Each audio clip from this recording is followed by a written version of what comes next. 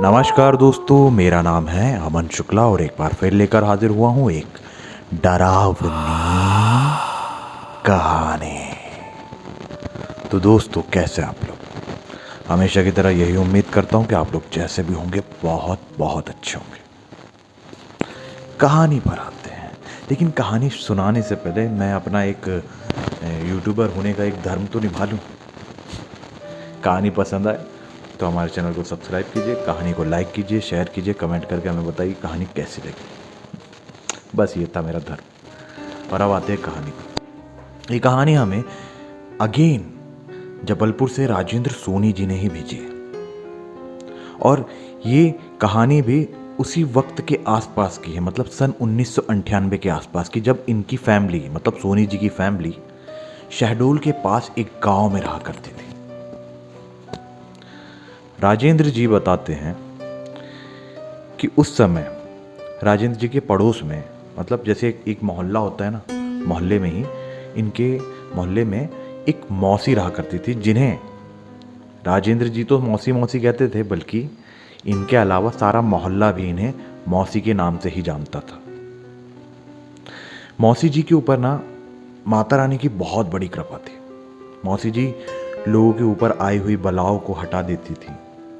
भूत प्रेत की जो बाधा होती है उन्हें भी दूर कर देती थी। मतलब इन शॉर्ट में कहा जाए तो अगर किसी को भी किसी भी प्रकार की परेशानी होती थी रिलेटेड टू पैरानॉर्मल, तो लोग मौसी जी के पास जाते थे। लोगों को वाकई में बहुत ज़्यादा फ़ायदा होता था मौसी जी के पास आने से, क्योंकि उनके ऊपर माता रानी की कृपा थी। वो माता रानी की बहुत बड़ी भक्त भी थी। ऐसे ही धीरे धीरे धीरे धीरे मौसी जी का नाम उस क्षेत्र में बहुत ज़्यादा प्रसिद्ध होने लगा। लेकिन ना कई बार क्या होता है ना कि अगर आप कुछ जेन्युइन काम कर रहे हो तो आप ही के परिवार में या आपका कोई दोस्त, रिश्तेदार, ये ना उस चीज़ का फ़ायदा उठाने के लिए आते हैं। ऐसे ही मौसी जी का भी एक रिश्तेदार था, कैलाश। कैलाश एक दिन पहुंचता है, मौसी जी के बारे में इतना कुछ सुनता है कि हाँ यार, अब अपनी मौसी जी तो इतनी ज़्यादा नामधारी हो गई हैं और इनके इतने ज़्यादा भक्त बनने लग गए हैं लोग, तो क्यों ना इस चीज़ से कुछ पैसा कमाया जाए। कैलाश जी पहुंचते हैं मौसी के पास और मौसी जी को समझाते हैं कि मौसी, कब तक, आखिर कब तक आप ऐसे ही समाज सेवा करते रहोगी? अपने परिवार के बारे में सोचो, अपनी बेटी के बारे में सोचो। मौसी जी की एक बेटी भी थी, उनके भविष्य के बारे में सोचो। ऐसा कैलाश मौसी जी को काफ़ी समझाने लगता है और उन्हें लालच देता है कि आप ये जो लोगों की बलाओं को दूर करने का काम करते हो, झाड़ा लगाते हो, जो भी पूजा पाठ करते हो, इन सब के एवज में पैसे लेना चालू कर दो। कैलाश बहुत समझाता है मौसी को, लेकिन मौसी जी नहीं मानती। लेकिन देर सवेर लालच चीज़, वो कहते ना लोग, लालच बुरी बला, तो वैसा ही कुछ मौसी जी के साथ भी हुआ। कैलाश ने इन्हें बहुत समझाया, बहुत मनाया और अपनी उनकी बेटी और उसके भविष्य के बारे में ज़्यादा समझा कर मौसी जी को भी इस लालच में ला ही दिया। और अब मोहल्ले में जो मौसी जी का घर था ना, वहाँ मौसी जी का दरबार लगने लगा, जहाँ पर लोग, तरह तरह के लोग, फरियादी अपनी अपनी फरियाद लेकर पहुँचते थे और उनकी वहाँ पे सुनवाई की जाती थी। उन्हें उनकी कष्टों से निवारण कर देंगे, ऐसा कहा जाता था। स्टार्टिंग में तो सबके कष्टों का निवारण हुआ भी। क्यों? क्योंकि माता रानी की कृपा तो थी ही मौसी पे, है ना। लेकिन ना धीरे धीरे धीरे धीरे, अब पता है ये क्या होता था, जब माता जी का दरबार लगने लगा ना, तो जो कैलाश नाम का बंदा था, ये इनके साथ में, क्योंकि भैया ये तो पैसे कमाने ही आया था, तो कैलाश ना मौसी जी के 24 घंटे साथ में रहने लगा। और जो काम ना 50 रुपये में होता था, उस काम के 500 रुपये लेता था। आपको पता है 500 रुपये की कीमत अभी नहीं, 1998 में, उसके आसपास के समय में 500 रुपये की कीमत कितनी होती होगी? बहुत ज़्यादा। मैं आपको बता नहीं सकता, लेकिन आज भी 500 रुपये की कीमत है। लेकिन उस समय 500 रुपये की बहुत बहुत ज़्यादा कीमत होती थी। बहुत, मतलब महीने भर की कमाई हो जाती थी लोगों की, कई बार तो ऐसा होता था। तो उसी सब चीज़ों से ना, मतलब जो कैलाश ने अपना धंधा जमा लिया था ना एक मौसी जी के दरबार के नाम पे, तो वो 50 रुपये का काम 500 रुपये में करवाता था। छोटी सी पूजा को लोगों को डरा धमका के कि भैया ऐसा नहीं करोगे, ये पूजा नहीं करोगे तो तुम्हारे परिवार का नाश हो जाएगा, तुम्हारे बच्चों पे आफत आ जाएगी, और लोग डर के मारे वो पूजा पाठ करवाने लगे। पैसों की अच्छी कमाई चालू हो गई। लेकिन ना इससे एक नुकसान हुआ। मौसी जी के ऊपर से माता की जो कृपा है ना, धीरे धीरे धीरे धीरे हटने लगी। और एक समय ऐसा था कि माता की कृपा पूरी तरह से हट गई थी। खैर, पैसा तो काफ़ी कमा लिया था मौसी जी ने, कैलाश ने भी काफ़ी कमा लिया था मौसी जी के थ्रू। तो क्या होता है, मौसी जी अपनी बेटी की ना शादी करवाती है बहुत धूमधाम से भैया, दुनिया भर के खर्चे, दहेज में जो जो इनसे बन सका, मतलब जिस भी एक भी चीज़ की कमी नहीं होने दी इन्होंने, और एक्स्ट्रा और सामान दिए इन्होंने दहेज में। लड़का भी बहुत अच्छा मिला था मौसी जी को, उनकी बेटी के लिए जो दामाद मिला था ना, बहुत अच्छा मिला था। और मौसी जी बहुत खुशी खुशी अपनी बेटी की शादी करके उन्हें विदा कर देती हैं।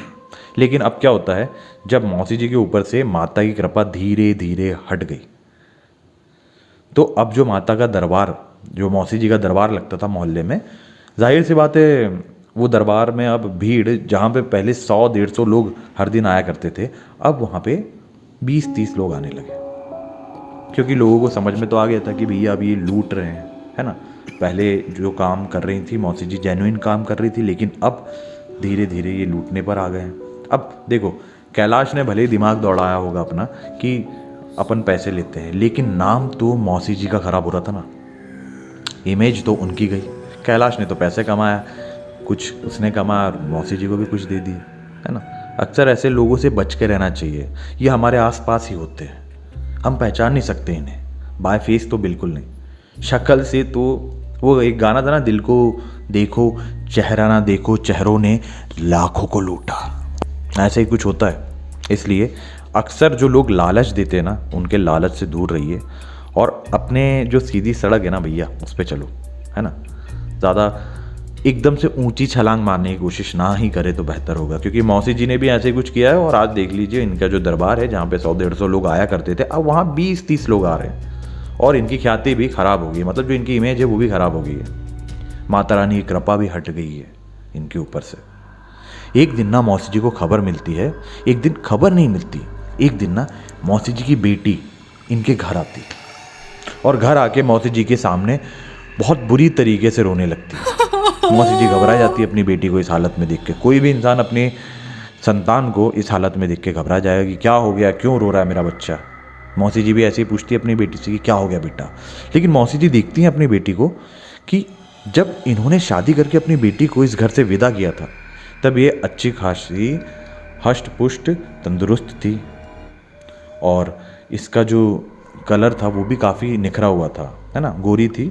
मैं कलर से ऐसा कोई वो नहीं बोल रहा हूँ, पर काफ़ी चेहरे में निखार था, जो कि अब बिल्कुल जा चुका था। एकदम मुरझा गई थी इनकी बेटी, दुबली पतली एकदम सुकड़ी सी हो गई थी। मौसी जी अपनी बेटी की इस हालत को देखकर वैसी परेशान हो जाती कि बेटा तुझे क्या हो गया, तुझे तो अच्छा खासा मैंने यहाँ से विदा किया था, ऐसा क्या हो गया जो तेरी हालत इतनी ख़राब हो गई। तब इनकी बेटी इन्हें बताती है कि इनकी बेटी बताती है कि मेरा पति ना बहुत ज़्यादा शराब पीता है, शराब पीने के बाद मारपीट करता है, गाली गलौज करता है, और मेरे ससुराल वाले भी मेरे पति का ही साथ देते हैं। वो लोग भी मुझ पर कोई दया भाव, मतलब कोई भी कृपा नहीं करते, ससुराल वाले बिल्कुल साथ नहीं देते इनका। अब ये मैटर जब मौसी जी के सामने आता तो मौसी जी घबरा जाती कि अरे यार, हे भगवान, हे माता रानी, मैंने तो लोगों की इतनी मदद करी, मेरी बेटी के ही साथ ऐसा क्यों हो रहा है। लेकिन ना धीरे धीरे मौसी जी को समझ में आता है कि उनके दिमाग में ये बात क्लिक कर जाती है कि हमने ये जो पैसों का खेल किया ना, जो बिज़नेस किया ना, शायद उसी का कुछ फल है, उसी का जो फल है मेरी बेटी भी भुगत रही है अब, क्योंकि मौसी जी तो भुगत ही रही थी। अब क्या होता है, मौसी जी बैठा के समझा के आराम से अपनी बेटी को बोलती हैं कि बेटा, शादीशुदा जीवन में ये सब तो होता ही है, हमें बस समय निकालना चाहिए, समय के साथ सब ठीक हो जाता है। और जैसे तैसे मौसी जी इन्हें समझा के अपने घर मतलब अपनी बेटी को समझा के इसके ससुराल भिजवा देती है। कुछ दिन बाद मौसी जी को उनकी बेटी की एक चिट्ठी मिलती है। चिट्ठी में वापस वही सब लिखा होता है कि माँ, मेरी तबीयत बहुत ख़राब है, मेरा पति शराब पीता है, गाली गलौज करता है, परिवार में कोई साथ नहीं देता, माँ मुझे बचाओ, माँ मुझे यहाँ से निकाल लो। मौसी जी काफ़ी परेशान हो जाती है। मौसी जी बोलती है कि बेटा, मौसी जी अपना जो ये कैलाश रहता है ना, इसको बोलती हैं और कि जाओ हमारी बेटी को तुम वहाँ से लेकर आ जाओ, उसकी तबीयत ख़राब है, हम उसका यहीं पे अच्छे से पहले उसकी तबीयत ठीक कर देंगे, उसके बाद उसे उसके ससुराल भिजवा देंगे। अब क्या होता है, कैलाश जी जो हैं मौसी की जो बेटी हैं उन्हें लेकर आ जाते हैं मौसी जी के पास। मौसी जी देखती हैं कि इनकी बेटी की तबीयत वाकई में बहुत ज़्यादा ख़राब थी। मौसी जी डॉक्टर को दिखाती हैं, सारे चेकअप करवाती हैं, लेकिन चेकअप में जैसा कि आप लोग जानते हैं अधिकतर कहानियों में और जिन जिन लोगों के साथ पैरानॉर्मल एक्टिविटीज़, भूत प्रेत आत्माओं का साया होता है, अक्सर इन लोगों के जो मेडिकल में ले जाके इनका जो भी टेस्ट वेस्ट करवाया जाता है ना, सब नॉर्मल ही निकलता है। ऐसा ही मौसी जी की बेटी के साथ भी हुआ। सारे टेस्ट नेगेटिव, इन्हें कुछ भी नहीं था। मौसी जी समझ नहीं पा रही थी, डॉक्टर समझ नहीं पा रहे थे, मौसी जी तो समझ गई थी कि बेटी को ज़रूर कोई ऊपरी बाधा है, कोई दूसरी बला है इसके ऊपर। मौसी जी इसकी ऊपर जो भी मौसी जी को आता था, झाड़ा लगाना, जो भी पूजा पाठ करना था, सब करके देखती हैं अपनी बेटी के ऊपर, लेकिन कुछ नहीं होता, कोई फ़र्क नहीं पड़ता। अब मौसी जी का ये समय आ जाता है कि वो अपनी बेटी को लेकर दूसरे तांत्रिक बाबाओं के पास, ओझाओं के पास, जो भी हैं, जो भी ये सब का काम, जो भी इस तरह का काम करते हैं, उनके पास ले जाती हैं। सब लोग अपनी अपनी जो विद्या का इस्तेमाल करते हैं और रिज़ल्ट वही रहता है जस का तस। इनकी बेटी को आराम नहीं मिलता। दिन गुजरते जाते हैं, मौसी जी अपनी बेटी के लिए बहुत परेशान रहती हैं। पैसों की भी अब व्यवस्था बिगड़ चुकी है इनकी, क्योंकि जो दरबार ये लगाती थी, जो कि कैलाश के कारण एक बिजनेस बन चुका था, अब वो भी धीरे धीरे ठप हो गया था। 100 से 150 लोग जहाँ पर आया करते थे, उनकी संख्या 20 से 30 तो हो गई थी, लेकिन अब यहाँ पे 2-5 लोग ही आते थे, भूले भटके, जो मौसी जी के बारे में जानते नहीं थे कि ये एक बिजनेस कर रही हैं माता रानी के दरबार के नाम पे। भूले भटके लोग ही इनके पास पहुँचते थे और फिर वो भी चले जाते थे। मौसी जी काफ़ी परेशान रही, अपनी बेटी को लेके तरह तरह के मंदिर, मस्जिद, दरगाह, गुरुद्वारा, हर जगह गई, लेकिन इनकी बेटी को कहीं से कहीं तक आराम नहीं मिला। इनकी बेटी अचानक नींद से जाग जाती थी, डरने लगती थी, कई बार ये मौसी से दूर भागने लगती थी कि नहीं मुझे छोड़ दो, मैंने तुम्हारा क्या किया, इस तरीके की बातें इनकी बेटी कहती थी। इन्हें मौसी के चेहरे में भी किसी दूसरे का चेहरा दिखाई देता था। मौसी काफ़ी परेशान रही अपनी बेटी के लिए, और एक दिन ना क्या होता है, इनकी जो बेटी है ना, वो बहुत कस के नींद में चिल्लाती है, माँ। मौसी जी अपनी बेटी की चीख सुन के अपनी बेटी के पास जाती हैं और देखती हैं कि ये तो बेहोश हो गई। डॉक्टर्स को बुलाया जाता है और सारे चेकअप होने के बाद डॉक्टर बताते हैं कि इनकी बेटी अब नहीं रही इस दुनिया में। मौसी जी अपनी इकलौती बेटी को अपने सामने मरता हुआ देख बहुत बुरे तरीके से टूट जाती है, और अब उनकी लाइफ में कुछ बचा ही नहीं था। तो मौसी जी अपना जो दरबार लगाती थी और जो भी ये करती थी, ये सब काम ये बंद कर देती है। और अब मौसी सिर्फ अपने यहाँ जो भी इन्होंने काम करने वाले, जो भी नौकर चाकर, इनके जो भी सेवक थे, सब इन्हें छोड़कर चले जाते हैं। भगाया नहीं था इन्होंने, सब वो कहते ना, अगर आपका इंसान का समय अच्छा चल रहा हो तो जो आपको नहीं भी जानता है ना, वो आपसे बातें करेगा, हाल चाल लेगा, कैसे हो भाई, क्या चल रहा है लाइफ में, है ना। लेकिन अगर किसी को पता हो कि आपकी ज़िंदगी के हालात कितने ज़्यादा बेकार हैं, कितने बुरे हैं, आपका समय सही नहीं चल रहा है। तो उस समय ना जान पहचान के लोग, रिश्तेदार, दोस्त, भाई भी कई बार क्या अक्सर पीठ दिखाकर चले जाते हैं। वो पूछना भी पसंद नहीं करते कि भाई कैसा है। सबको पता है कि यार अगर इससे पूछ लूँगा तो कहीं ये मुझसे मदद ना मांग ले। इस तरीके के लोग बहुत पाए जाते हैं। ऐसा नहीं है कि देखने को नहीं मिलते। अगर आपको भी ऐसा लग रहा होगा ना कि नहीं मेरे दोस्त तो बहुत अच्छे, मेरा जब भी बुरा समय आता है मेरे दोस्त हमेशा मेरा साथ देते हैं। भगवान ना करे आपका कभी ऐसा समय आए कि आपको अपने दोस्तों को आजमाना पड़े, क्योंकि मैं जानता हूँ ऐसे समय में ना बहुत लोगों के दिल टूटेंगे। देखा है मैंने खुद ही कई लोगों को, है ना। तो भगवान न करे किसी का ऐसा दिन आए। खैर कहानी पर आते हैं। तो मौसी जी के यहाँ जो सेवक थे, कैलाश था, ये सब के सब अब इन्हें छोड़कर जा चुके और मौसी हो गई एकदम अकेली। इनकी इकलौती बेटी जो है वो भी अब इस दुनिया से जा चुकी है। एक दिन मौसी कहीं बाहर गई थी अपने घर से, शायद अब इनके जीवन में कुछ बचा नहीं था तो ये मंदिर में ही काफ़ी समय बिताया करती थी, अकेले ही रहा करती थी। पूजा पाठ भजन ये सब कुछ नहीं करती थी, बस गुमसुम बैठी रहती थी मंदिर में। अपने ही कर्मों का पछतावा शायद इन्हें हो रहा था। ये मंदिर से लौट रही होती हैं तो देखती हैं कि इनके मोहल्ले में बहुत ज़्यादा हो हल्ला मचा हुआ है, भीड़ भड़क्का मचा हुआ है। ये अपने मोहल्ले के अंदर जैसी एंटर कर रही होती हैं तो देखती हैं कि इनके घर में आग लग जाती है और इनका घर धू धू करके बहुत बुरी तरीके से जल रहा होता है। अब ये देखकर ना मौसी जी एकदम टूट जाती है। इनके जीवन में जो कुछ था सब कुछ चला गया था और इकलौती बेटी भी जा चुकी थी। कोई साथ देने वाला नहीं था, कोई पूछने वाला नहीं था, कोई खाने के लिए तक पूछने वाला नहीं था। और इकलौता घर जहाँ ये रहती थी अब वो घर भी जल चुका था। मौसी जी परेशान हो जाती है और बहुत बुरी तरीके से रोने लगती है और रोते रोते बोलती है कि हे भगवान, मैंने तुम्हारा क्या बिगाड़ा है, सब कुछ तो तुमने मुझसे छीन लिया, अब मेरा घर भी मुझसे छीन लिया, अब उससे बुरा क्या ही होगा, मुझे भी उठा लो भगवान, या फिर मेरा समय ठीक कर दो भगवान, मुझे बहुत पछतावा है। और ऐसा कहते कहते मौसी जी बहुत बुरे तरीके से रोने लगती है। मौसी जी की ऐसी हालत देखकर इनके पूरे मोहल्ले वालों को भी इन पर दया आती है और सब मौसी जी को अपने घर ले जाते हैं और बहुत सांत्वना देते हैं कि आप टेंशन मत लीजिए, सब ठीक हो जाएगा।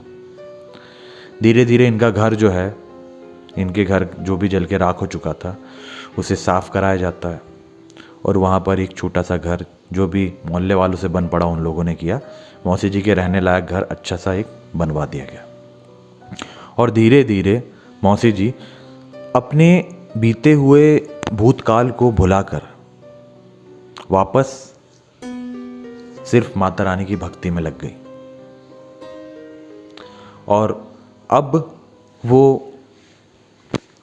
बगैर किसी जो लालच वाला खेल था ना, ख़त्म हो चुका था और अब वो जेन्युइनली लोगों की मदद करती है और धीरे धीरे समय निकल गया।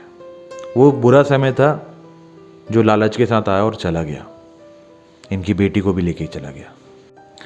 लेकिन अब मौसी जी सबकी मदद करती हैं और जेन्युइनली माता रानी की ही कृपा से वो लोगों की मदद कर पाती हैं और अपनी लाइफ में बहुत बड़ा एक जो अपने कर्मों का नतीजा है भुगत चुके हैं। तो ये था एक ऐसे बंदे का खेल, ये प्रेत का था, आत्मा का था, लालच का था, हर चीज़ का खेल था। लेकिन ना उस इंसान ने जिसने मौसी जी को लालच में लाया और उनकी ये हालत हो गई कि वो उनको अपनी बेटी तक को खोना पड़ा, उस इंसान के साथ भी कुछ ना कुछ तो हुआ होगा। खैर उसके बारे में हमें राजेंद्र सोनी जी ने नहीं बताया अभी, लेकिन भगवान जब सबको अपने कर्मों की सज़ा देते हैं तो उसे भी मिली होगी कुछ ना कुछ सज़ा, अच्छी खासी मिली होगी। खैर, ये था एक किस्सा जो राजेंद्र सोनी जी ने हम लोगों के साथ शेयर किया था। और अभी फ़िलहाल मैं काफ़ी व्यस्त चल रहा था, तो मैं आज आप लोग जैसा देख रहे हैं कि अपने किचन में बैठकर ही बना दिया मैंने वीडियो।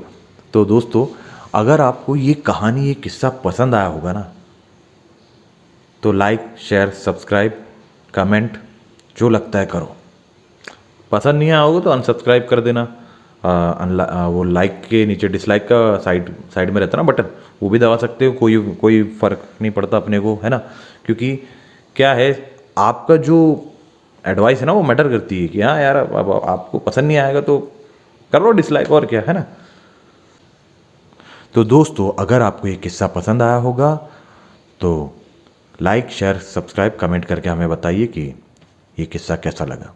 और तब तक बने रहे मेरे साथ। मैं हूं आपका दोस्त अमन शुक्ला और अक्सर लाता रहता हूं डरावनी कहानियां। धन्यवाद। मिलेंगे अगली कहानी पर। अगर आपके पास हो तो कुछ सेंड कर दीजिएगा। बाय।